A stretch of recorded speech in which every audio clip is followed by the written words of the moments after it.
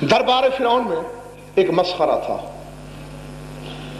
حضرت موسیٰ کی طرح لباس پہن کے آپ کی نقلیں اتار کے فرعون کو ہنساتا تھا اور فرعون سے انعام لیتا۔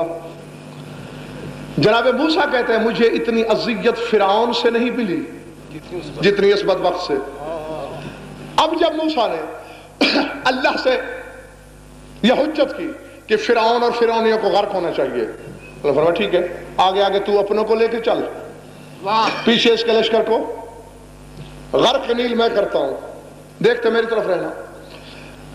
دوسرے کنارے پہ اتر کے موسیٰ نے پیچھے مڑ کے دیکھا، سارا لشکر ڈوب رہا تھا سوائے اس مسخرے کے۔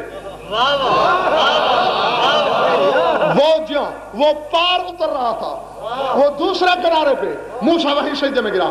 پالنے والے تیری ذات بہتر جانتی ہے، اتنی تکلیف مجھے فرعون نے نہیں پہنچائی جتنی اس کمینے نے، اور اس میرے سب سے بڑے دشمن کو تو نے چھوڑ دیا۔